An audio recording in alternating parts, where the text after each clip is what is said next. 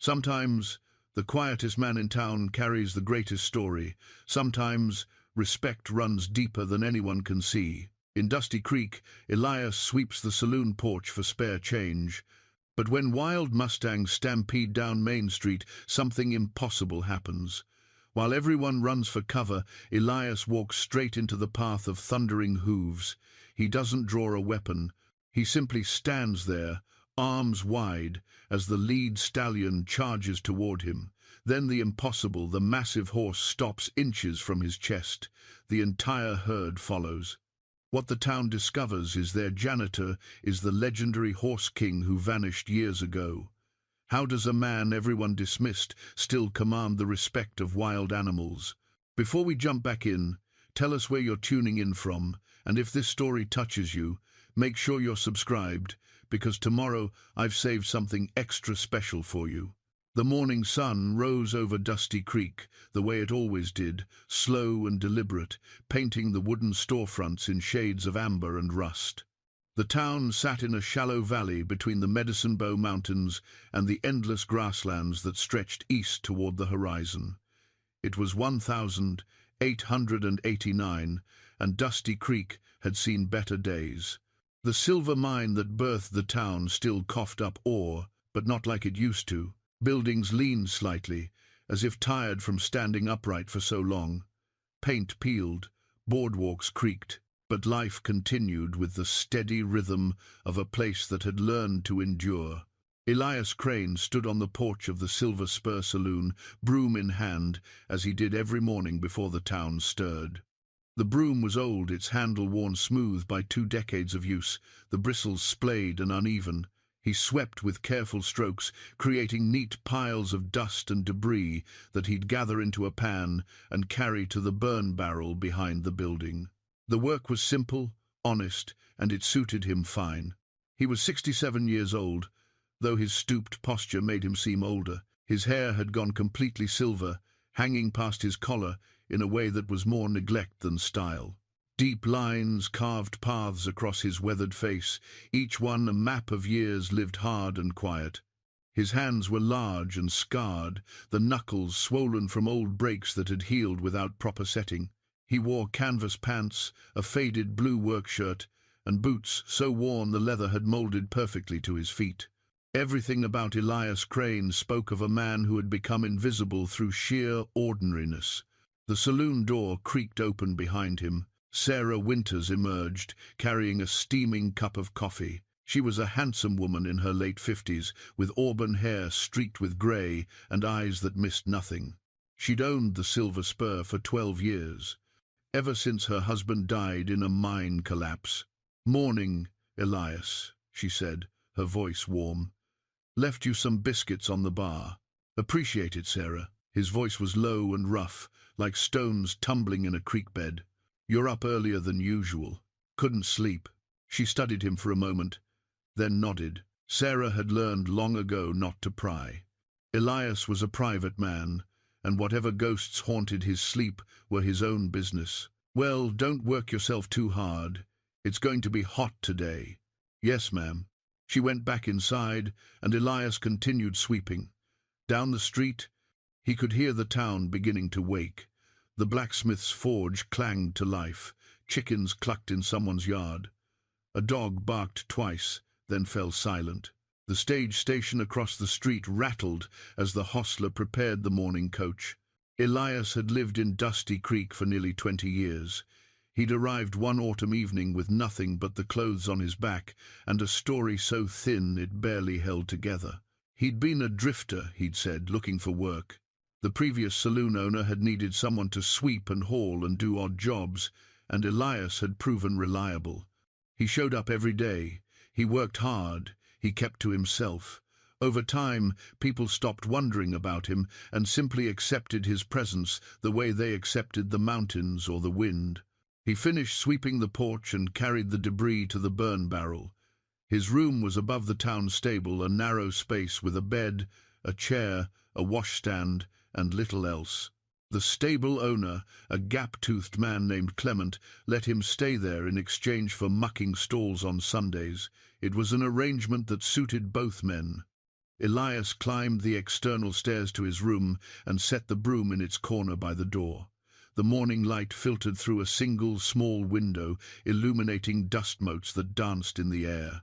He poured water from a pitcher into a basin and washed his face and hands, the cold water sharp against his skin. He caught his reflection in a small, cracked mirror above the washstand and paused.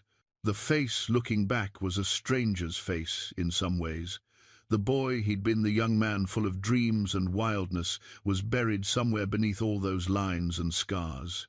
He touched the scar on his left palm, a thin white line that ran from the base of his thumb to his wrist. It had been there so long he barely noticed it anymore, except on mornings like this, when sleep had been elusive and memories crowded close. He turned away from the mirror and sat on the edge of his bed. Around his neck, hidden beneath his shirt, hung a thin leather cord. Strung on it was a small piece of turquoise, no bigger than his thumbnail, wrapped in worn brass wire. He pulled it out and held it in his palm, feeling its weight. It was the only thing he'd kept from his old life. The only thing that mattered. A knock at the door pulled him from his thoughts. He tucked the turquoise back beneath his shirt and stood. "Come in." The door opened to reveal Mayor Thomas Grady, a stout man in his 60s with a grey beard and shrewd eyes. He wore a waistcoat despite the early hour and carried a walking stick, more for show than necessity. "Elias, got a moment?" "Of course, Mayor." Grady stepped inside, glancing around the sparse room. "I need someone to help clear out the old Hendricks place. Family's finally selling, but the barn's full of junk that needs hauling. Thought you might be interested. Pays $2 for the day." "I can do that." "Good man." Grady pulled $2 from his pocket and pressed them into Elias's palm. "Start tomorrow morning. Hendricks' boy will meet you there at sunrise." "I'll be there." Grady hesitated, studying Elias's face. "You've been with us a long time, haven't you?" "Near 20 years. Never caused a lick of trouble. Always do good work." The mayor nodded, as if confirming something to himself. "Town's lucky to have you, Elias." "Just doing what needs doing, Mayor." After Grady left, Elias pocketed the coins and returned to his morning routine. He walked to the pump behind the general store and filled a bucket, then carried it to the saloon for Sarah. He checked the oil lamps along the boardwalk, refilling those that were low. He helped Clement fork hay into the stable stalls. Small tasks, unremarkable tasks, but they filled the hours and kept his hands busy. By mid-morning the sun was high and hot. Elias sought shade under the awning of the general store, watching the town move around him. A wagon rattled past, loaded with timber from the sawmill. Two women in bonnets walked arm in arm, deep in conversation. Deputy Jack Morrison emerged from the sheriff's office, young and confident, his badge catching the light. Morrison spotted Elias and walked over. He was 32, ambitious, and made no secret of his desire to be sheriff when old Sheriff Brennan retired.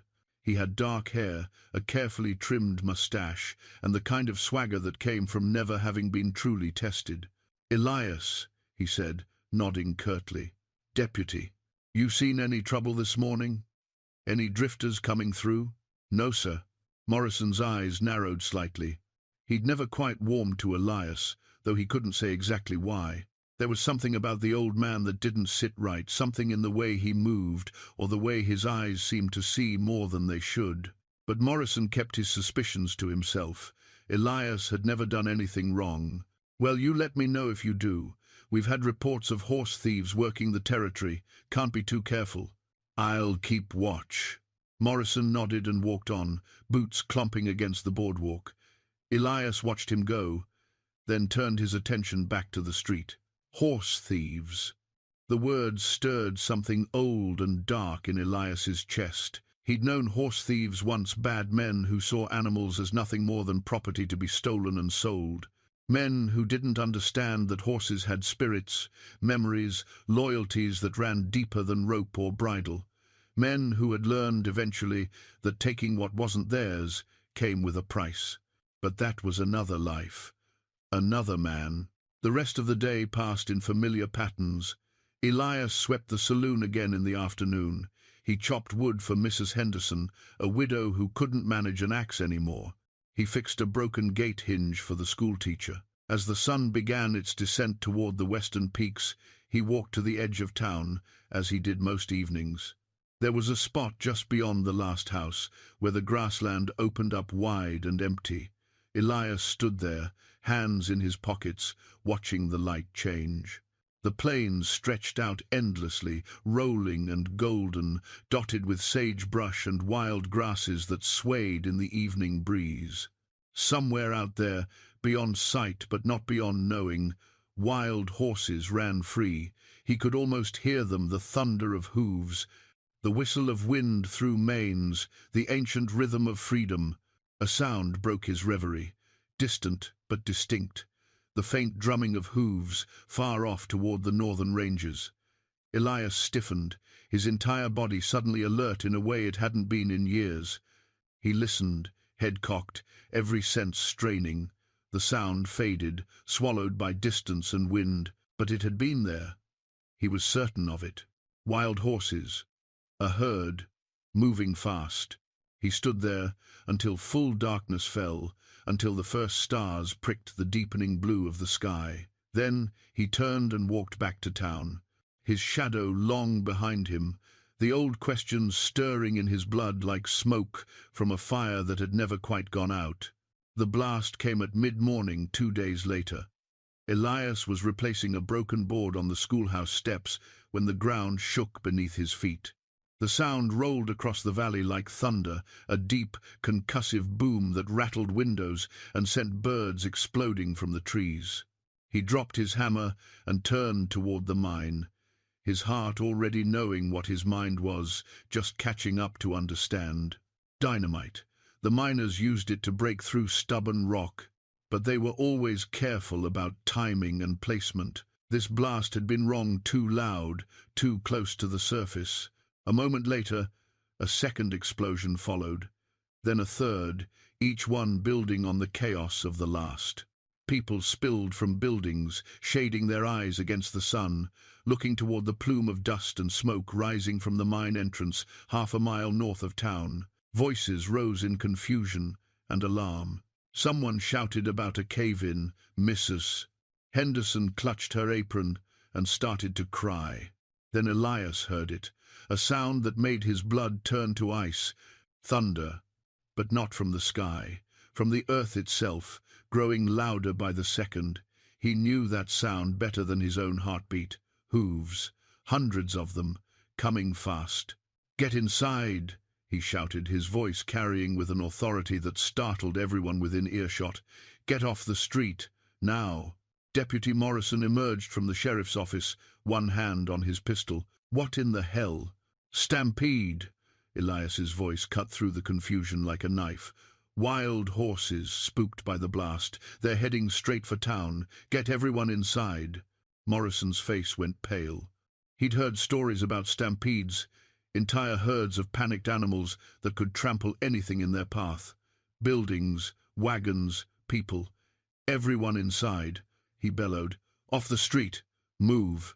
The thunder grew louder.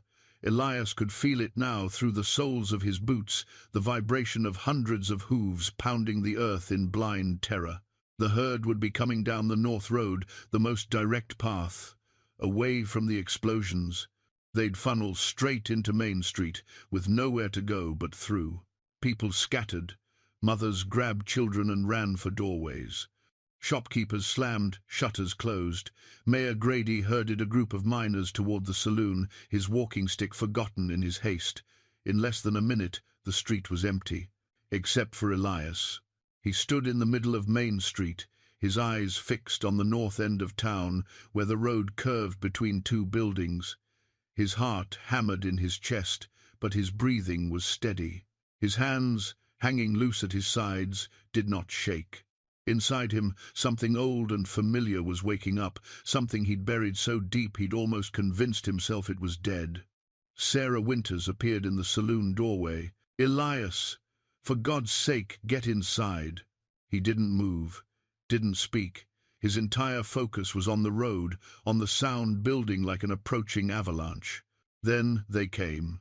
The lead horse burst around the corner, a massive bay stallion with a coat like polished mahogany and a wild, rolling eye. Behind him surged the herd, a living wall of horseflesh and terror.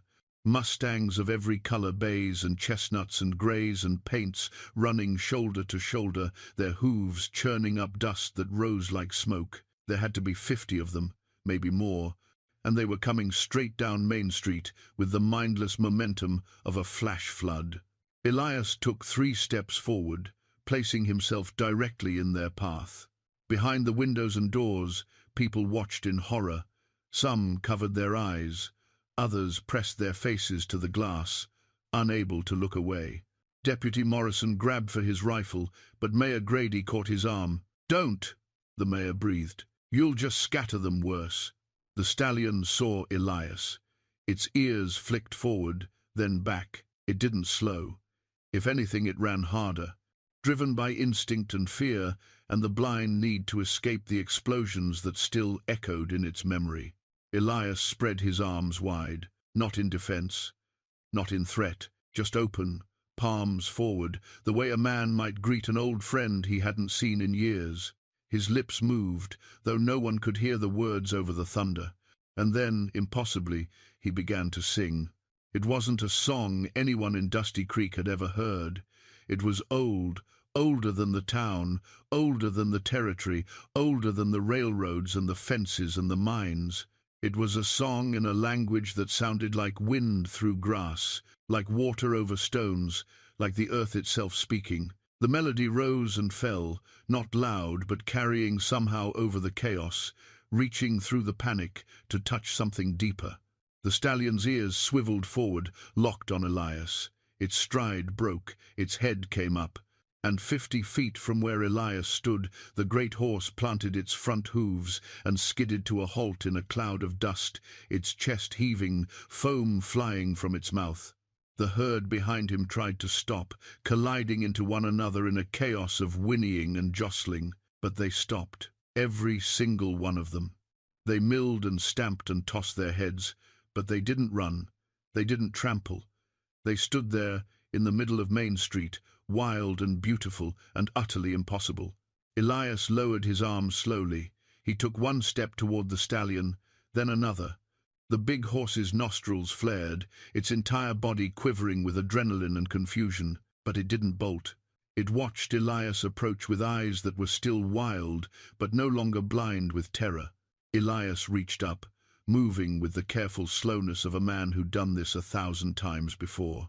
His scarred hand touched the stallion's sweat-darkened neck. The horse flinched but held. Elias murmured something, words that couldn't be heard but could be felt, and the stallion's head lowered, just slightly. Then, in a gesture that stopped the breath of everyone watching, the wild stallion pressed its nose against Elias's chest and exhaled, a long, shuddering breath that seemed to carry all its fear out into the dusty air. Elias stroked the horse's neck, his movements gentle, his eyes closed. Around them, the herd began to calm. The stamping and whinnying eased. Several of the mares moved closer, their own fear draining away in the presence of this strange, stooped man who smelled like dust and leather and something ancient they remembered in their bones. For a long moment, no one in Dusty Creek moved. The world had contracted to this one impossible scene, an old janitor and a herd of wild mustangs standing together in the middle of Main Street as if it were the most natural thing in the world. Then Mayor Grady pushed open the saloon door. The creak of the hinges broke the spell. The stallion's head came up, eyes rolling white. Elias murmured again, his hand still on the horse's neck, and the stallion held. But the tension was back, the wildness hovering just beneath the surface. "Easy now," Elias said, his voice low and steady. "Easy. You're safe now. The danger's past." The stallion snorted, shook its massive head, and took a step backward. Elias let his hand fall away. The horse looked at him for one more long moment, something flickering in its dark eyes, recognition perhaps, or memory, or understanding. Then it wheeled and trotted back toward the herd. The other horses parted for him, and as one, The entire group turned and moved back up Main Street the way they'd come, not running now but walking, their panic spent. They disappeared around the corner, and the sound of their hooves faded into the distance, leaving only dust hanging golden in the morning sun. Elias stood alone in the street, his arms hanging at his sides, his body suddenly heavy with exhaustion. Around him, doors began to open. People emerged slowly, their faces marked with wonder and disbelief, and the beginning of questions they didn't know how to ask. Sarah Winters was the first to reach him. "Elias, how did you—" But she stopped because she'd seen his face. And in that moment, standing in the settling dust with the morning sun behind him, Elias Crane didn't look like the quiet old man who swept her saloon porch. He looked like someone else entirely. Someone they'd never known at all. By noon, everyone in Dusty Creek had heard about what happened. By sundown, the story had already begun to change, growing wilder with each retelling. Some said Elias had tamed the lead stallion with a magic spell. Others claimed the horses had recognized him as their long-lost king. A few insisted it was a miracle, plain and simple, and talked about getting the circuit preacher to come investigate. Elias had retreated to his room above the stable the moment the crowd started gathering. He'd slipped away while people were still emerging from buildings, still talking over one another, still trying to make sense of what they'd witnessed. Now he sat on his bed, head in his hands, knowing that the careful life he'd built over 20 years was crumbling like old adobe in the rain. A knock came at his door. He didn't answer. The knock came again, more insistent. "Elias, it's Sarah. I brought food." He sighed and opened the door. Sarah stood there with a covered plate and a determined expression. She walked past him without waiting for an invitation and set the plate on his small table. "You need to eat." "I'm not hungry." "I don't care." She crossed her arms and fixed him with a look that had cowed rowdy miners and stubborn drunks for 12 years. "What you did today, that wasn't something a simple janitor could do. So I'm going to sit here until you explain yourself, and you're going to eat while you do it." Elias closed the door and leaned against it. "You wouldn't understand. Try me." He looked at her, really looked at her, and saw the same qualities that had made him trust her enough to stay in Dusty Creek all these years. Honesty, strength, a heart that had been broken but refused to harden. He moved to the chair and sat down heavily. "You ever hear of the horse people?" he asked quietly. Sarah frowned. "Like in Indian stories." "Not just stories. Real people. My mother was Shoshone. My father was a horse trader from Missouri. I grew up between both worlds, white enough to move through settlements, Indian enough to understand the old ways. The ways with horses." He paused, picking at a loose thread on his sleeve. "Horses aren't just animals. They're spirits with bodies. They remember things, not like we remember, with words and pictures. They remember with feeling, with trust. My mother's people knew this. They knew how to speak with horses, not at them, how to listen, how to become part of the herd rather than trying to control it." Sarah sat on the edge of his bed, listening. "When I was young, I thought I could change things. Make the white men understand that horses weren't property to be broken and mastered. I gathered horses, wild ones, abandoned ones, mistreated ones. Built a herd out on the northern plains. People started calling me the Horse King, though I never cared much for the name." His mouth twisted in something that wasn't quite a smile. "Thought I was building something important. A sanctuary." "What happened?" Elias was quiet for a long moment. "Men with more greed than sense. They wanted the horses to sell. When I refused, they came with guns and torches, scattered the herd, killed some, took others." His voice had gone flat, empty. "I tried to stop them, got shot for my trouble, woke up 3 days later in a Crow village, more dead than alive. The horses I'd protected were gone. The life I'd built was gone. So I walked away from it, and came here, became nobody. Just another old man doing odd jobs for coins." He finally looked up at her. "I thought I could leave it behind. But today," he shook his head, That stallion knew. Somehow he knew, or his bloodline knew. Horses pass down memory in ways we don't understand. That herd has been running these plains for 20 years, and somewhere in them is the echo of the horses I once protected. Sarah absorbed this, her hands folded in her lap. Does anyone else know? No one living. The men who attacked me are long dead or scattered, the Indians who helped me keep their own counsel. I'm just a ghost story now, the horse king who disappeared. Well, Sarah said, standing, you're not a ghost anymore. The whole town saw what you did today. I know. And they're going to have questions. I know that too. She moved toward the door, then paused. For what it's worth, Elias, I'm glad you were here today. Those horses could have killed someone. You saved lives. After she left, Elias sat in the gathering darkness and stared at nothing. He'd spent 20 years trying to be invisible, trying to let the past stay buried where it belonged.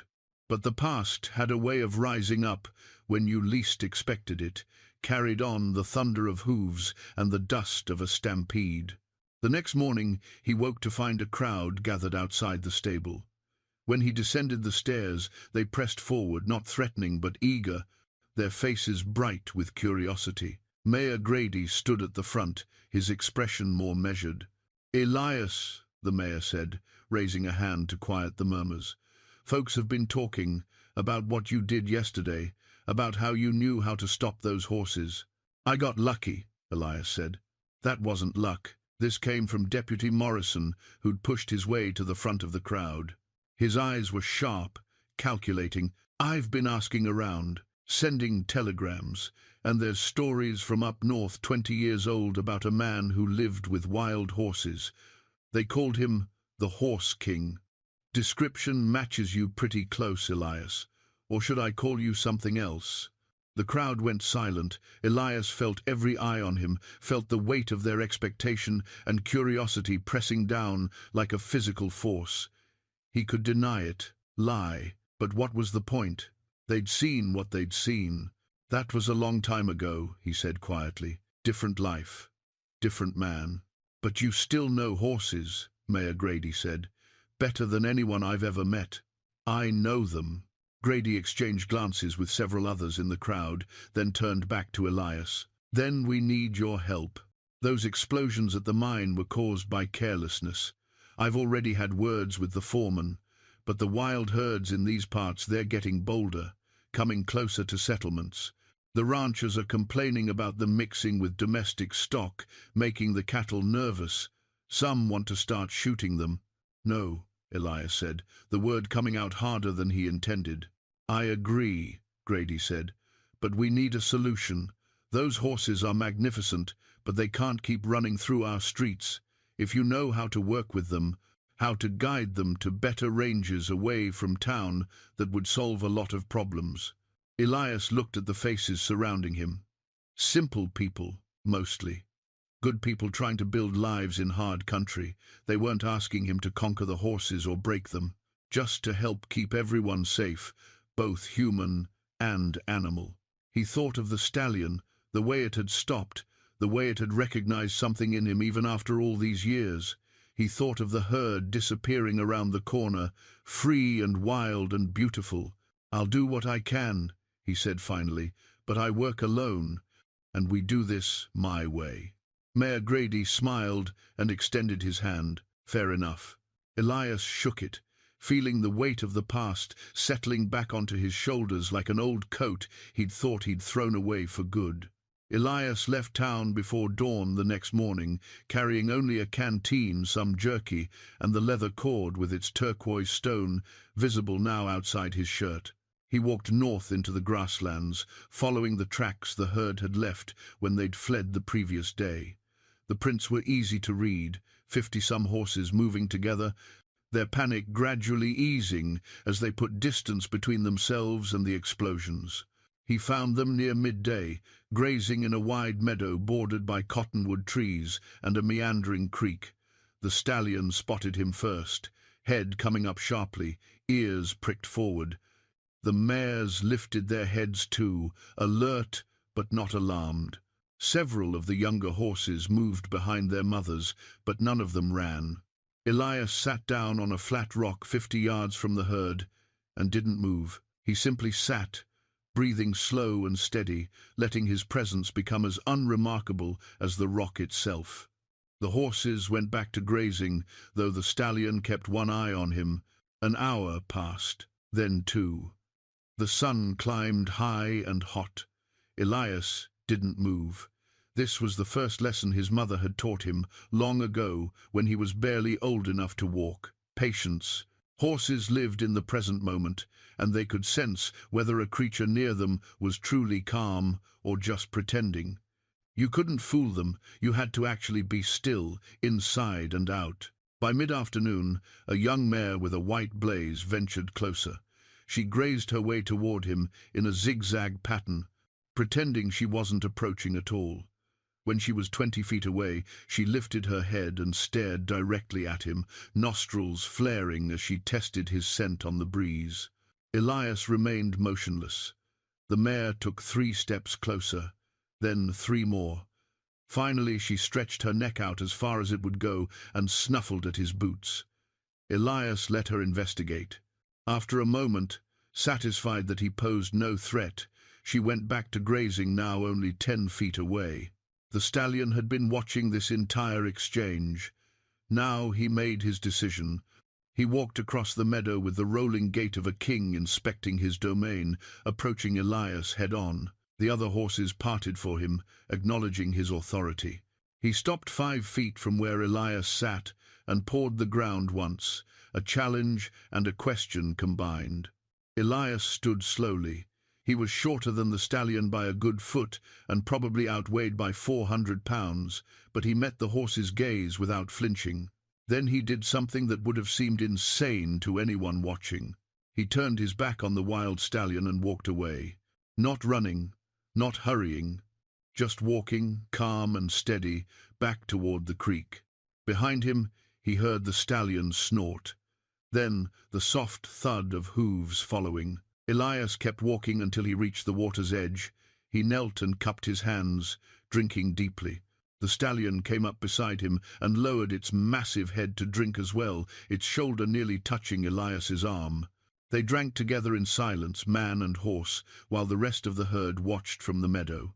When Elias stood, the stallion lifted its head too, water dripping from its muzzle. Elias reached out slowly and placed his scarred hand on the horse's neck. The stallion's hide was warm, the muscles beneath rippling with barely contained power, but it didn't shy away. "You remember," Elias murmured, barely above a whisper.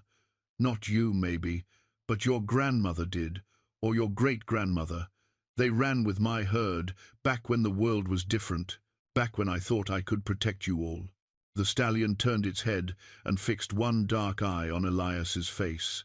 In that gaze, Elias saw intelligence, wariness, and something else, a kind of acceptance. This strange, 2-legged creature spoke the old language, moved with the old respect. Whatever he was, he belonged to the herd in some way that transcended logic. Elias spent the rest of the afternoon with the horses, not trying to control them or direct them, just being present. He watched their social dynamics, which mares were dominant, which foals were bold, how the stallion maintained order with nothing more than a look or a positioned step. It was all coming back to him, the knowledge he thought he'd lost. It had just been sleeping, waiting.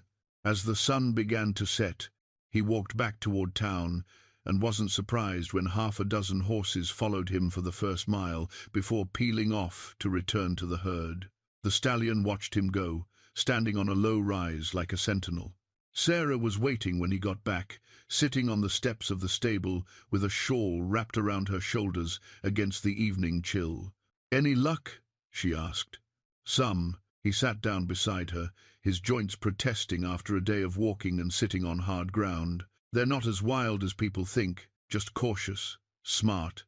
They've learned to stay away from men, because men have given them every reason to. Can you move them?" "Not move. Guide. There's better grazing about 10 miles northeast, up in the high meadows, less likely to cross paths with ranches or towns." If I can get the stallion to trust me enough to follow, the herd will come too. How long will that take? Elias shrugged. However long it takes. Can't rush horses. They work on their own time. Sarah smiled. You look different, you know, since yesterday. Younger, somehow. Feel older, he said. But there was no bitterness in it. Just truth. She stood to leave, then paused. Elias, that man you were, the Horse King, he did good work. Even if it ended badly, it was still good work. Maybe it's not too late to do it again. After she left, Elias sat alone on the steps and watched the stars emerge. The night air carried the scent of sage and distant wood smoke. Somewhere out in the darkness, the herd was settling down for the night, the stallions standing watch while the others dozed. For 20 years, Elias had tried to be small, invisible, safe. He'd convinced himself that the man he'd been was dead, and good riddance. But sitting there, under the vast Montana sky, he felt something stirring in his chest. Not the young man's wild ambition, something quieter, but no less powerful, a sense of purpose, of unfinished business, of debts that maybe could still be paid. The next morning, he was back in the meadow before the sun rose, and the morning after that, and the day after that. Each time, the horses grew more comfortable with his presence. The mares allowed him to walk among them. The foals grew curious, coming close to sniff his hands and tug at his shirt sleeves with gentle teeth. And the stallion, the magnificent bay with eyes like dark coals, began to follow him.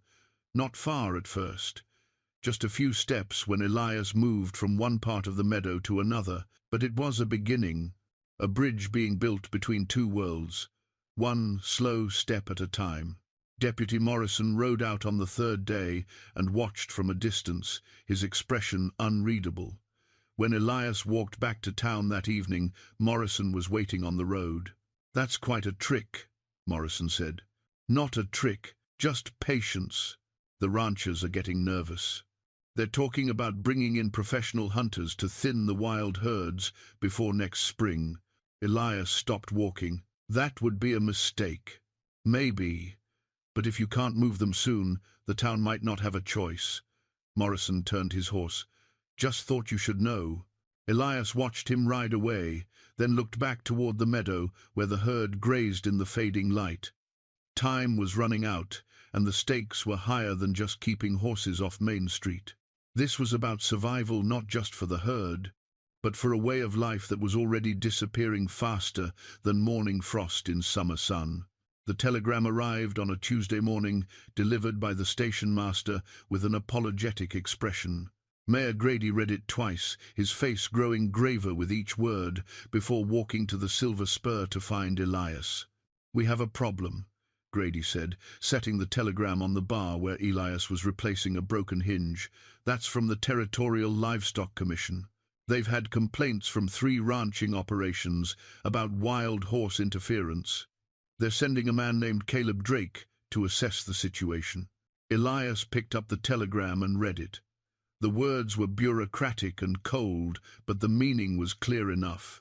Drake was a stock inspector with authority to order culling operations if he deemed wild herds to be a threat to commercial interests. "When?" Elias asked. "He'll be here in 5 days. 5 days. Elias set the telegram down carefully, his scarred hands steady despite the anger rising in his chest. "The herd isn't a threat, they're just trying to survive. I know that. You know that. But Drake's job is to protect ranchers' investments, not wild horses." Grady leaned against the bar, looking every one of his 63 years.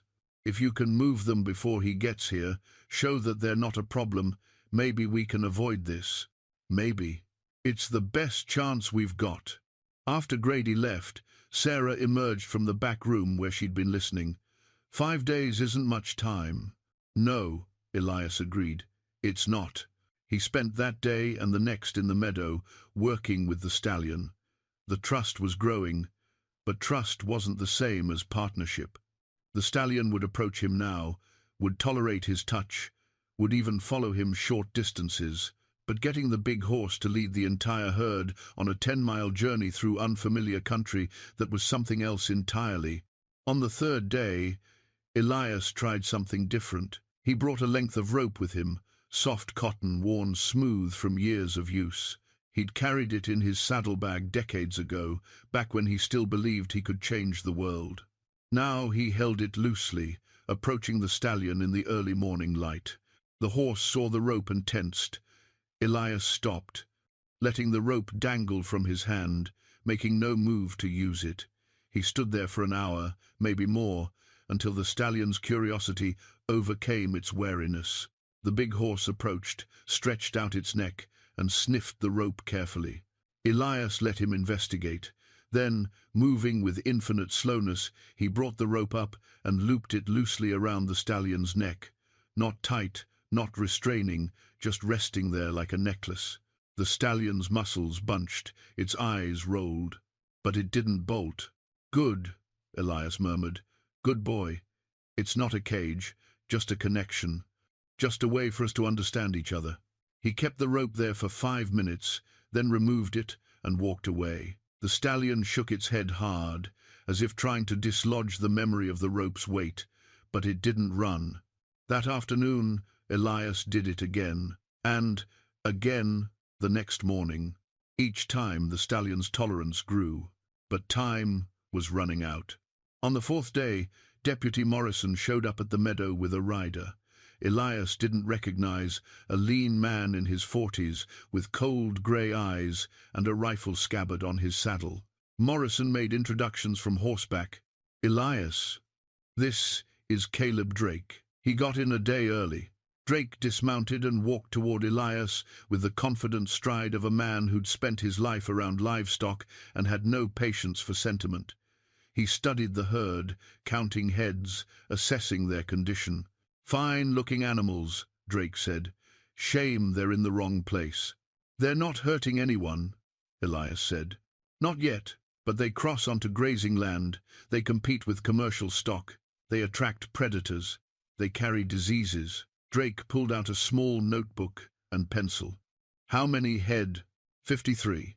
"You counted?" "I know each one." Drake's eyebrow rose slightly. "That's quite a claim. These are wild animals, not pets." "They're not pets," Elias agreed, "but they're not problems either. I'm moving them to better range, away from settlements and ranches. Just need a few more days." "I don't have a few more days.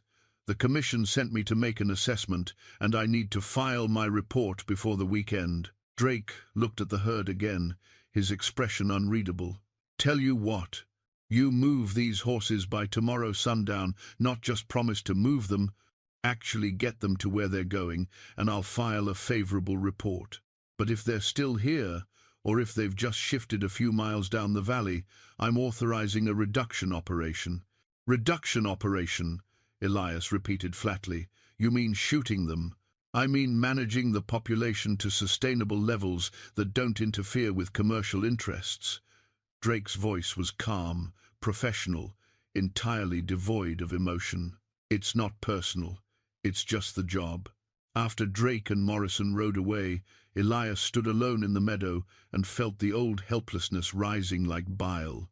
20 years ago, he'd faced men like Drake, men who saw horses as numbers on a ledger, problems to be eliminated with bullets and burial pits. He'd fought them then and lost everything. Now here they were again, dressed in the respectable language of livestock management and territorial authority. But he wasn't the same man he'd been 20 years ago. He was older, slower, more careful. But maybe, just maybe, he was also wiser. That evening, he didn't return to town. He built a small fire near the creek and settled in for the night, his bedroll spread on the ground, the stars wheeling overhead. The herd grazed nearby, their dark shapes moving like shadows against the moonlit grass. The stallion stood watch on a low rise, its head high, its presence a steady reassurance to the mares and foals. Elias lay awake long after the fire burned down to embers. He thought about his mother, who'd taught him the songs, about his father, who'd taught him that all living things deserved respect. about the young man he'd been, full of certainty and fire, believing he could single-handedly preserve a way of life that the modern world had already condemned. He thought about the herd he'd built then, and the horses he'd failed to save, about the scars on his body and the deeper scars in his memory, about 20 years of sweeping saloon porches and telling himself it was enough to be invisible, to be safe, to be forgotten. And he thought about the stallion standing sentinel in the darkness, protecting his family the only way he knew how. When dawn came, Elias rose stiff and sore, but with a plan forming in his mind. It was risky. It relied on trust that hadn't fully formed yet, and timing that had to be perfect. But it was the only chance they had.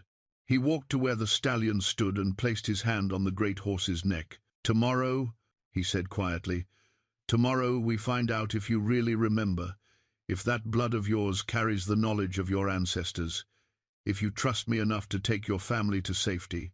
The stallion turned its head and regarded Elias with those dark, intelligent eyes. Then it lowered its head slightly, not submission, but acknowledgement. An answer, perhaps. Or maybe just hope, wearing a different face. Either way, it would have to be enough. Elias spent the morning preparing. He walked the route he intended to take northeast through the grasslands, skirting the edge of a pine forest, then up into the high meadows where water ran clear and grass grew thick, even in late summer. It was 10 miles as the crow flew, but closer to 12 following terrain that horses could navigate safely with foals in tow. He checked for hazards. A washout from spring rains that had carved a 3-foot drop into what used to be a gradual slope. He'd need to go around that. A stretch of ground that looked solid, but he knew from experience turned marshy after the morning dew, dangerous for horses moving at speed. A stand of dead timber where a lightning strike had killed a half-dozen trees, leaving them leaning at angles that could spook nervous animals. He marked the route in his mind the way his mother had taught him, not with maps or compasses, but with landmarks that meant something. The lightning-split boulder, the cottonwood that grew in the shape of an old woman dancing, the place where the wind made a particular sound through a gap in the rocks. These were the signposts that mattered when you traveled with horses who navigated by instinct and feeling rather than human logic. When he returned to the meadow in early afternoon, he found visitors waiting. Sarah had come, along with Mayor Grady and a handful of townspeople who'd grown curious about the strange hermit work happening out in the grasslands. Even Deputy Morrison was there, sitting his horse at a respectful distance. "Thought you might want support," Sarah said simply. "Tomorrow's a big day."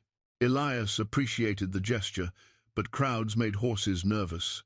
He asked them to stay back, to be quiet, to watch without interfering. They agreed, settling on a low hill overlooking the meadow like spectators at some ancient ritual. Elias approached the stallion, the soft rope coiled in his hand. The big horse saw him coming and walked to meet him, a change from previous days when Elias had always had to approach first. They met in the center of the meadow, and Elias slipped the rope around the stallion's neck, leaving the ends loose and untied. Then he began to walk, not toward the high meadows that would come tomorrow, just a circle around the meadow, testing whether the stallion would stay with him, stay connected, without force or restraint. The rope was just symbolic now. If the horse wanted to leave, it could simply lower its head, and the rope would slide off.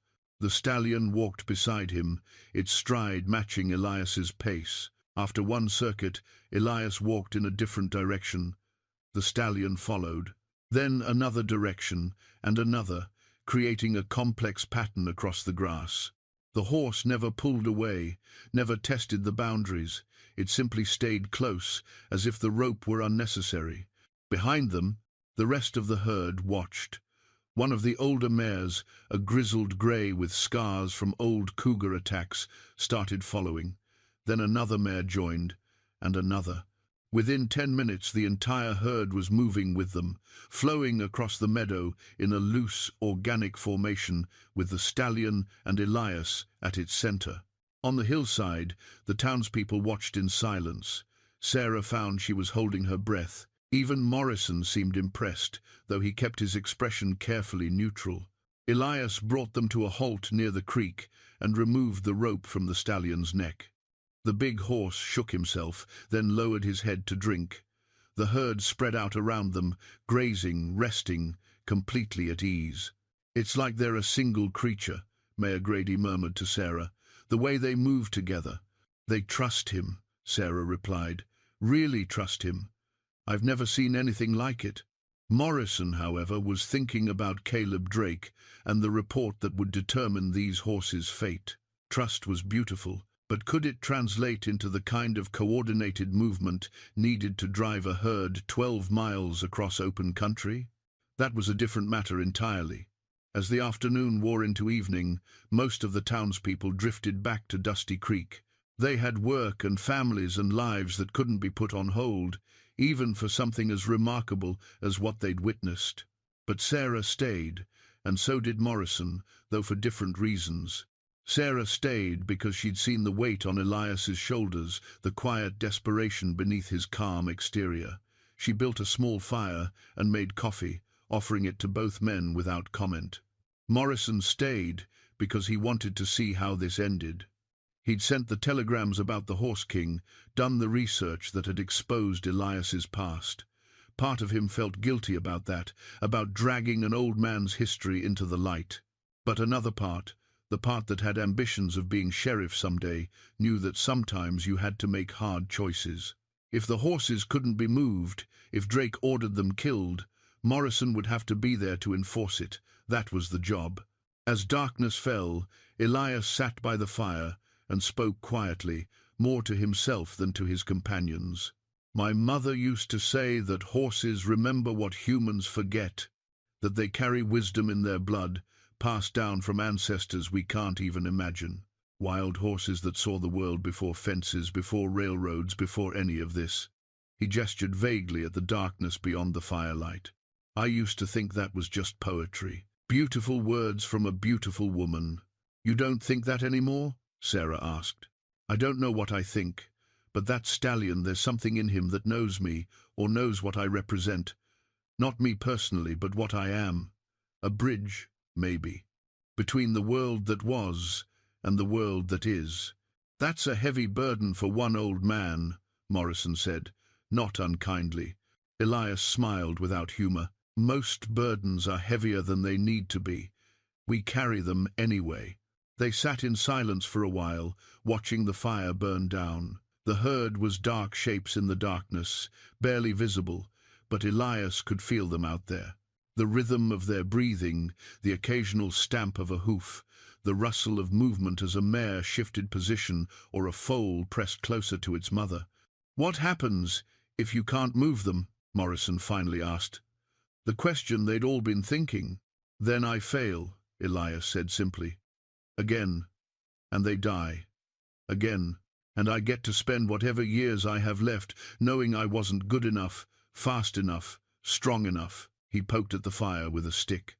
"But I'm too old and too tired to lie to myself anymore, so I'll try, and we'll see what happens." Sarah reached over and squeezed his shoulder briefly. "You're not alone this time. That has to count for something." "Maybe," Elias said.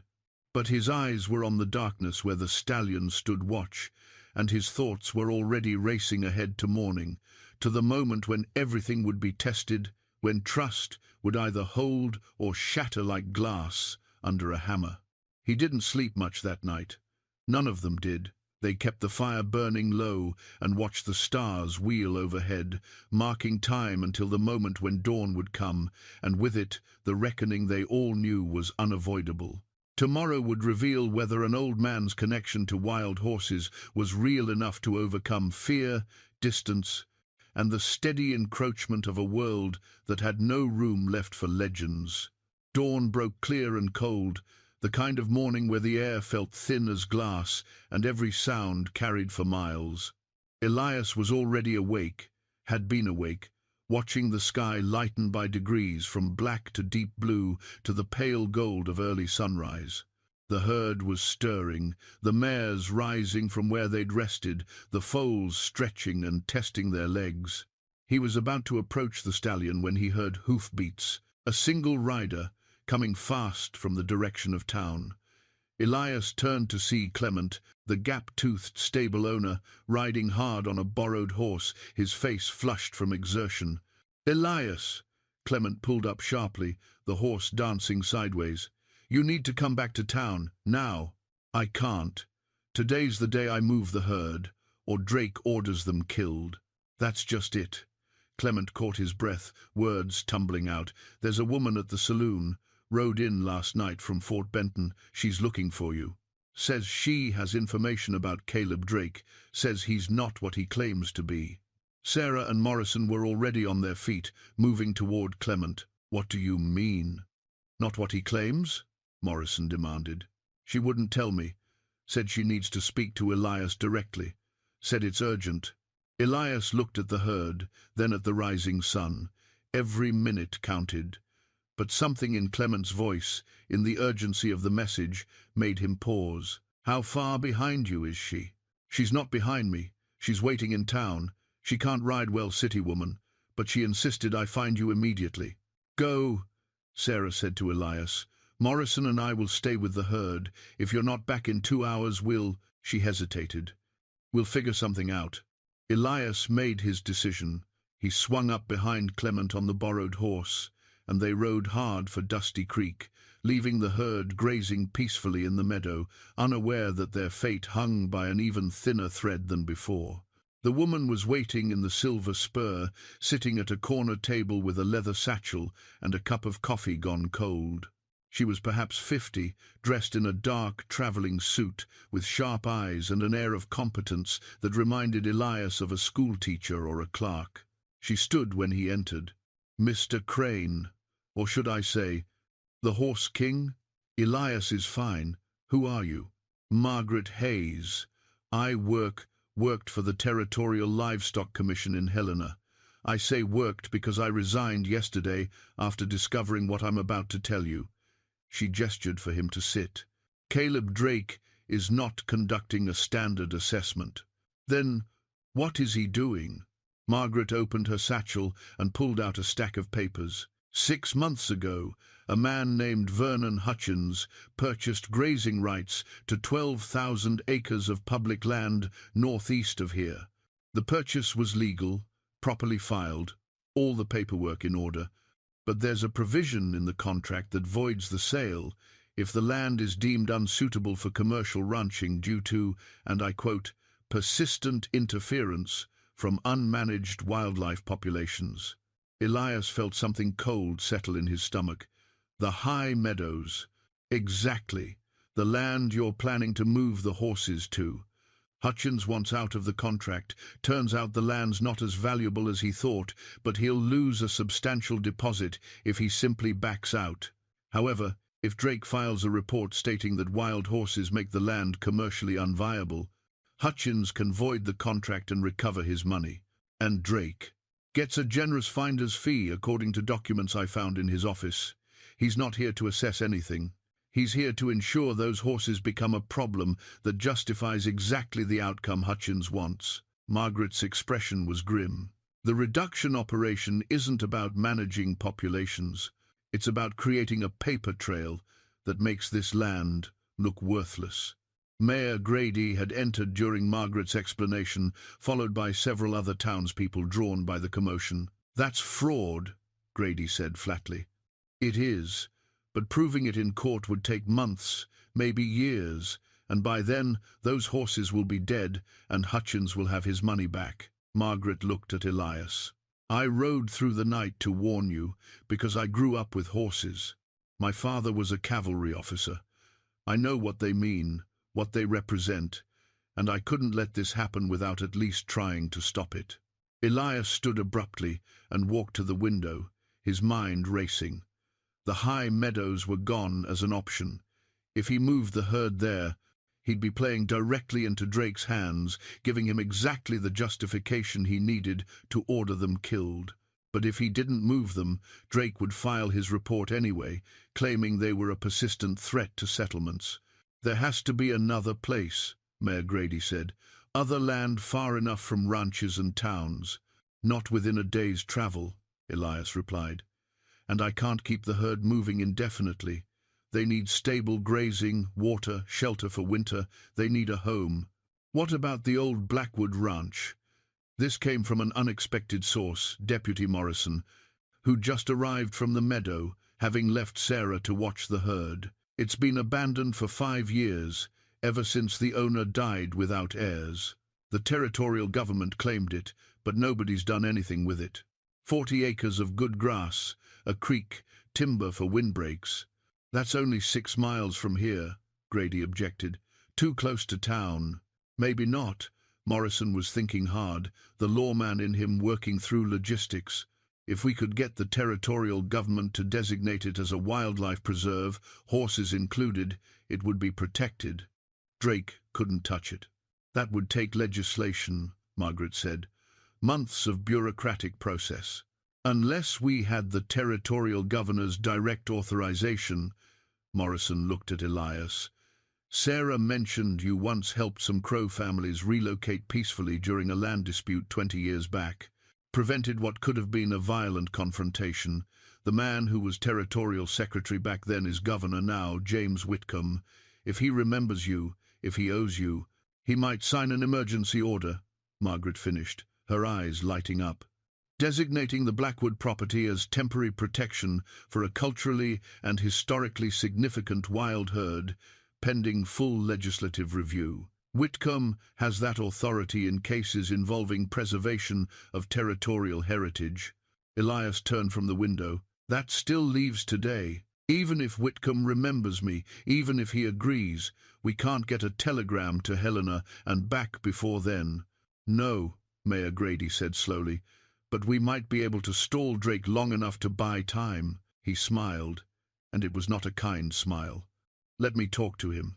I may be an old man, but I've been negotiating with difficult people for 40 years. I think I can keep him occupied until we hear from Helena. Margaret stood. I'll draft the telegram to Governor Whitcomb immediately. If you trust me to speak for you, Mr. Crane, I can explain the situation and invoke your past service. Do it, Elias said. Then, to Morrison, I need to get back to the herd. If this works, I'll need to move them to the Blackwood place before anyone changes their mind. If it doesn't, he didn't finish the sentence. It'll work, Sarah said firmly from the doorway, where she'd just arrived after riding back from the meadow. It has to.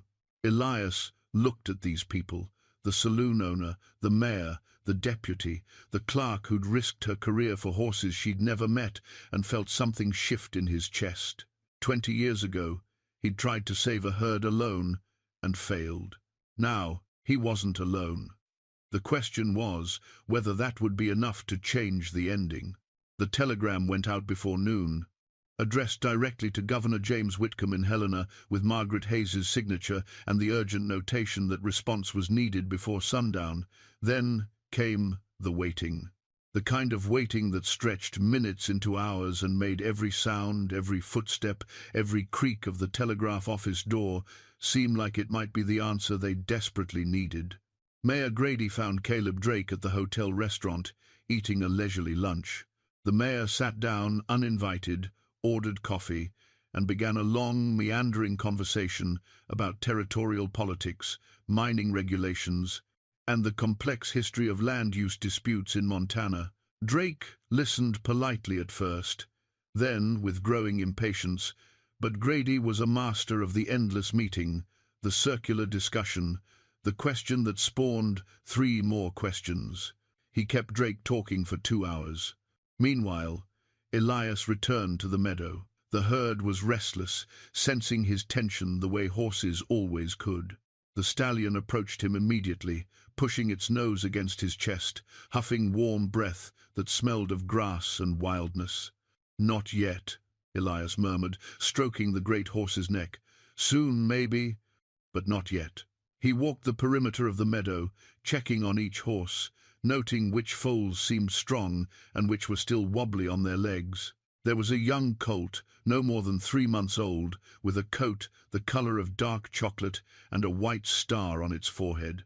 It kept close to its mother, a dun mare with gentle eyes. If they had to move quickly, that colt would be the one most at risk, too young to keep up with the herd's full pace, but too old to be carried.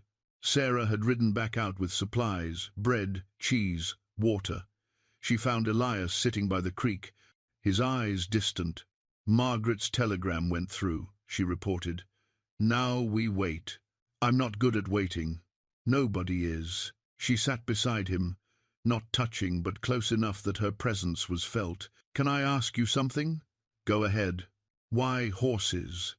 Of all the things you could have dedicated your life to, why them?" Elias was quiet for a long moment, watching the water slide over smooth stones. "My father used to say that horses were God's way of showing humans what we could be if we tried harder.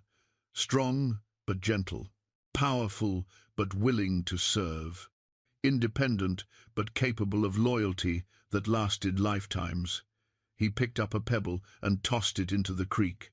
"My mother said something different. She said, horses remember what we've forgotten, that freedom and family aren't opposites, that you can be wild and still belong to something bigger than yourself." "You believe that?" "I want to. God knows I've tried to live both sides of it, the wild part and the belonging part. Mostly I've just ended up being neither. Not wild enough to run with the horses, not tame enough to fit with people." "You fit here," Sarah said, "in Dusty Creek. You've belonged here for 20 years, whether you realized it or not." "As what? The old man who sweeps your porch?" "As Elias, the man who shows up, who does what he says he'll do, who stands in front of stampeding horses instead of running away." She turned to look at him directly. "That's not nothing. That's not invisible. That's real." Before he could respond, they heard hoofbeats, multiple riders coming fast.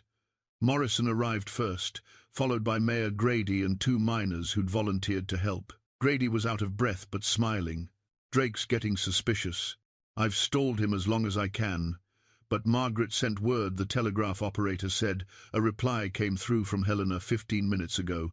She's bringing it now." They waited in tense silence until Margaret appeared, riding awkwardly on a borrowed horse, waving a yellow telegram paper above her head. She dismounted clumsily and thrust the paper at Elias. His hands shook slightly as he unfolded it. The message was brief, written in the terse style of official communications. "Emergency designation approved. Stop Blackwood Ranch property, hereby designated temporary wildlife preserve. Effective immediately. Stop formal documentation to follow. Stop Whitcomb remembers. Crow Creek incident. Stop says debt repaid. Stop." Elias read it twice, then looked up at the faces surrounding him. He approved it. A cheer went up from the small group. Sarah grabbed his arm, her eyes bright. Even Morrison cracked a smile, but Elias's mind was already racing ahead to the next problem. "I still have to move them. The Blackwood place, it's 6 miles from here. We need to go now, before Drake figures out what happened and tries to interfere." "He can't," Margaret said. "The order is legal and binding, but you're right, the sooner we establish the herd on protected land, the better." Elias turned to look at the herd. 53 horses, mares, foals, yearlings, and 1 magnificent stallion who'd placed his trust in a bent old man with more scars than sense. 6 miles. It would take hours, and every step would be a test of the fragile connection they'd built. "I'll need help," Elias said. "Not to drive them, that won't work, but to guide them. Keep them together if they scatter. Watch for hazards." "We're here," Morrison said simply, and the others nodded. Elias walked to the stallion and slipped the rope around its neck one more time. The horse stood calm, accepting the touch. Elias leaned close and whispered in a language none of the others understood, the old Shoshone words his mother had taught him, words for trust and journey and home. Then he began to walk, not toward the Blackwood Ranch yet. First, he needed to gather the herd, bring them together, make sure they understood that something was about to change. The stallion walked beside him, and the mares lifted their heads, watching. Elias moved through the herd, touching necks, murmuring to each horse, letting them know he was there, he was steady, he would lead them to safety. It took 30 minutes to gather them into a loose group near the edge of the meadow. The foals pressed close to their mothers. The yearlings danced nervously, sensing the adults' tension. And the stallion stood at Elias's shoulder, his presence the anchor that kept the entire group from fragmenting into chaos. "How do you want us positioned?" Morrison asked quietly. "Behind and to the sides. Not pushing, just there. If any horse breaks away, move to cut them off, but gently. No shouting, no sudden movements. We're not driving cattle. We're moving family." The riders spread out as instructed. Sarah took the left flank, Morrison the right. Mayor Grady and the two miners formed a loose line behind. Margaret stayed back. She'd already done her part, and she knew her riding skills weren't good enough for what came next. Elias looked at the sun, now past its zenith, and beginning the long slide toward evening. They had maybe 5 hours of good light. 6 miles with a herd, moving at its own pace, it would be close. He thought about the young colt with the white star, about the old grey mare with cougar scars, about the stallion who'd chosen to trust him. Everything he'd failed to do 20 years ago, everyone he'd failed to save, came down to this moment. He took a breath, steadied himself, and began to walk toward the northeast, toward the Blackwood Ranch, toward the only sanctuary these horses might ever have. The stallion walked beside him, rope slack between them, and behind the stallion, like a miracle or a prayer made flesh, the herd followed. At first, they moved hesitantly, stopping every few yards to look back at the familiar meadow. But the stallion kept walking, and Elias kept walking, and gradually the herd's momentum built. They strung out in a ragged line, mares in front with their foals, yearlings in the middle, the old grey mare bringing up the rear like a sergeant watching her troops. The first mile went smoothly. Open grassland, good footing, no obstacles. The horses settled into an easy rhythm, and Elias began to believe it might actually work. Then they reached the place where the trail narrowed between 2 stands of rocks, and the young colt with the white star balked, frightened by the shadows and the confined space. The mother mare stopped, nickering anxiously.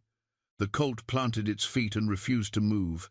Behind them the herd piled up, mares bumping into each other, confusion rippling through the group. The stallion's head came up sharply, ears pinned back. This was the moment when everything could fall apart. Elias handed the rope to Sarah and walked back to where the colt stood trembling. He knelt down his knees, protesting the movement, and extended his hand slowly. The colt's nostrils flared. It took a half step back, pressing against its mother's side. Elias stayed still, hand outstretched, and began to hum. The same melody he'd sung when the horses stampeded through town.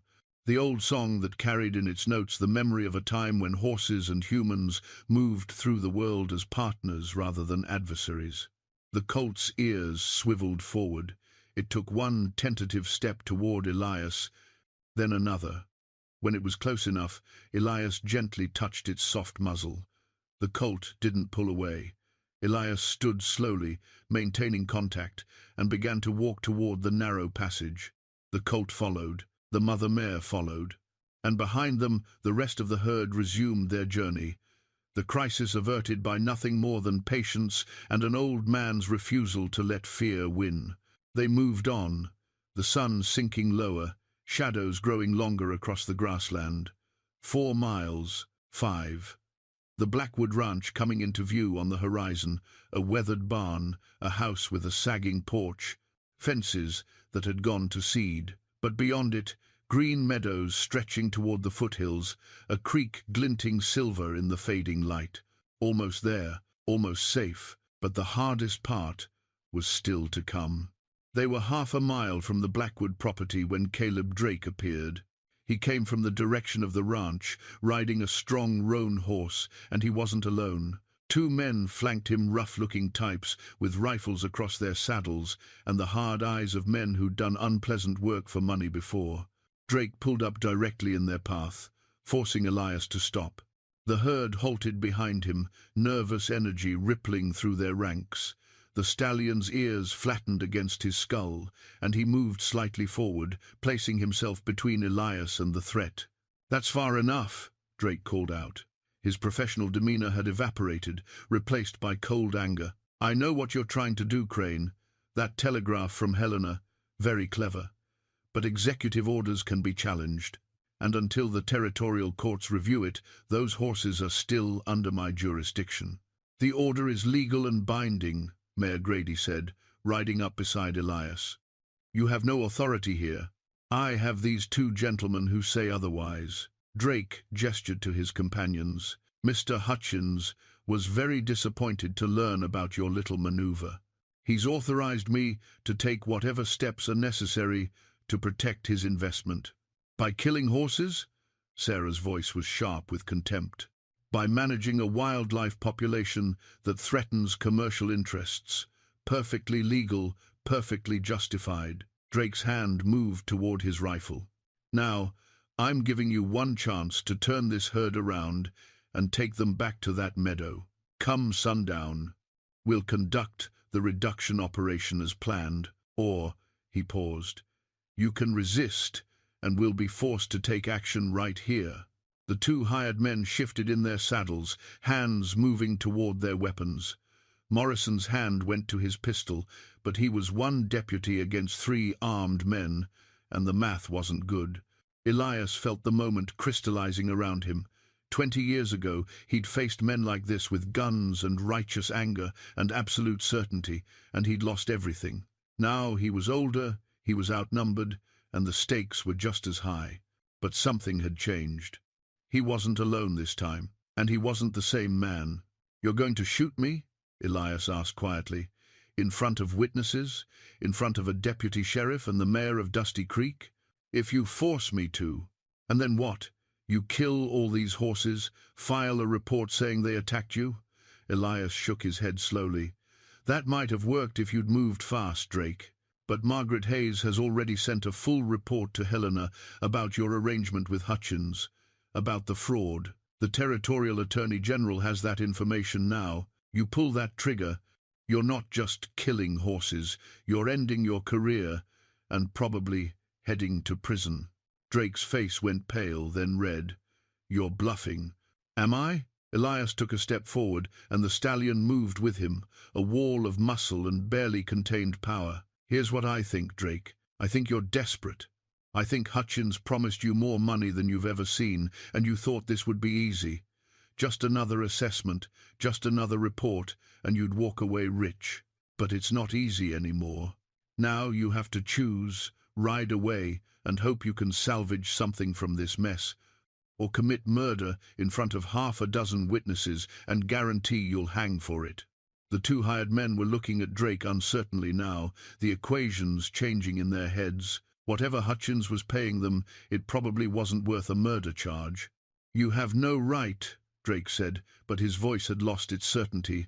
"Those horses are under territorial protection, are standing on land designated as a wildlife preserve, and are surrounded by people who'll testify to every word you've said here today." Mayor Grady's voice was hard as iron. "Now, unless you want me to ride back to town and bring Sheriff Brennan out here with a warrant for your arrest on charges of attempted fraud and making terroristic threats, I suggest you turn that horse around and ride back to wherever you came from." One of the hired men turned his horse without waiting for Drake's response. "I'm not getting hanged over some horses," he muttered, and rode away. The second man hesitated, looked at Drake, then followed his companion. Drake sat alone on his roan, his face working with rage and humiliation. For a moment, Elias thought the man might actually draw his rifle, might force this to its worst possible conclusion. But Drake was a bureaucrat, not a gunfighter. He was good at paperwork and justifications and standing behind the law. When the law abandoned him, he had nothing left. "This isn't over," Drake said. "Hutchins has lawyers. He'll fight this." "Let him fight," Elias replied. "Courts take time. By the time they rule, these horses will be so settled on their land, so well documented and protected, that moving them will be impossible. And you'll be explaining to a judge why you tried to commit fraud on behalf of a failed land speculator. Drake yanked his horse's head around viciously and spurred it into a gallop, disappearing across the grassland in a cloud of dust and wounded pride. The moment he was gone, Elias felt his legs go weak. He would have fallen if the stallion hadn't been there, solid and real, pressing against him. Sarah was off her horse in an instant, steadying him. "It's done," she said. "It's over." But Elias shook his head. "Not yet. Not until they're safe. Not until they're home." The sun was touching the western peaks when they reached the boundary of the Blackwood Ranch. The old fence had long since fallen into disrepair, but Elias could see where the property lines ran, marked by changes in the grass, by the way the land sloped toward the creek that formed the eastern border. 40 acres. Not much by Montana standards. But for 53 horses, it was enough. It was home. Elias didn't stop at the fence line. He kept walking, the stallion beside him, the herd flowing behind like a river finding its course. They moved across the grassland, past the abandoned barn with its weathered boards and sagging roof, past the house where no one had lived for 5 years. The horses' hooves made a sound like distant thunder, but softer now, purposeful rather than panicked. The creek was their destination, clear water running over smooth stones, lined with willows that provided shade in summer and windbreak in winter. When the stallion saw it, his pace quickened. He pulled ahead of Elias, eager now, and when he reached the water's edge, he lowered his great head and drank deeply.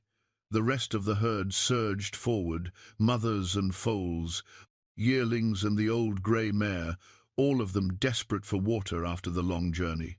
Elias stood back and watched them drink, watched them begin to explore this new territory, watched the tension drain from their bodies as they realized the running was over. The young colt with the white star splashed in the shallows, kicking up spray that caught the late sunlight like diamonds. His mother stood nearby, her head high, watching him play with the eternal patience of mothers everywhere. Sarah dismounted and came to stand beside Elias. "You did it." "We did it," he corrected. "All of us." Morrison joined them, his face showing an emotion Elias had never seen there before. Something like wonder, mixed with the kind of satisfaction that comes from being part of something larger than yourself. "I've been a lawman for 10 years, Morrison said quietly. "Kept order, enforced rules, did everything by the book. But I've never felt like I actually protected anything until today." Mayor Grady arrived last, his horse sweating from the journey, but the old man still sitting tall in the saddle. "Well," he said, surveying the scene, "I suppose Dusty Creek just became the first town in Montana Territory with its own protected wild horse preserve. That ought to be worth something." "Worth everything," Elias said. He walked down to the creek bank and knelt, cupping water in his hands and splashing it on his face. The cold shock of it reminded him he was alive, that this moment was real, that they'd actually succeeded where he'd failed before. The stallion approached him, moving with the calm confidence of a horse who'd found his place. He lowered his head until his nose was inches from Elias's face, and Elias placed both hands on either side of the great horse's head, looking directly into those dark, intelligent eyes. "Thank you," Elias whispered, "for trusting me, for believing we could make it." The stallion exhaled, warm breath against Elias's face, then turned and walked back to the herd. Elias watched him go, watched him position himself on a small rise overlooking the creek, watched him take up the stance of a guardian surveying his domain. The mares grazed peacefully, the foals played in the shallows, and the old grey mare lay down in a patch of soft grass, her work done, her family safe. Margaret Hayes arrived as the sun was setting, riding carefully but with more confidence than she'd shown earlier. She dismounted and pulled papers from her satchel. "These are the official documents from Helena. Governor Whitcomb's signature, the territorial seal, everything legal and binding. The Blackwood property is now the Wild Horse Preserve of Dusty Creek, Montana Territory. protected by executive order and pending permanent designation by the territorial legislature. She handed the papers to Elias, but he passed them immediately to Mayor Grady. "You hold on to these. You're the official authority here. I'm just—" He paused, searching for the right word. "I'm just the caretaker." "Caretaker," Grady repeated, smiling. "That's one word for it. Horse King is another." "I was never a king," Elias said. "Kings rule. I just tried to listen." They stayed until full darkness fell, building a fire near the abandoned house, sharing what food they had, watching the horses settle in for their first night on protected land. The foals lay down first, exhausted from the journey. The mares arranged themselves in a protective circle, and the stallion stood watch on his rise, silhouetted against the star-filled sky, a monument to everything wild and free that refused to be broken.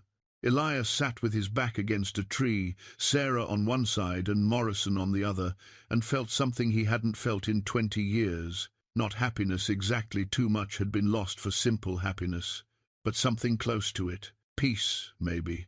The knowledge that he'd finally done something right, that he'd finally saved something that mattered. "What happens now?" Sarah asked softly. Elias looked at the herd, at the stallion standing sentinel, at the creek flowing silver in the moonlight. "Now they live. They raise their foals. They run these grasslands. They remember what it means to be free." He smiled, a real smile that reached his eyes. "And I make sure nobody forgets they're here. Nobody forgets what they represent. Nobody takes this from them again." "And what about you?" Morrison asked. "Still going to sweep the saloon porch?" "Probably," Elias said. "A man needs work. But maybe I'll spend my mornings out here first, just to check on them, make sure they're all right." "Every morning?" Sarah teased gently. "Every morning," Elias confirmed, "for as long as I have mornings left."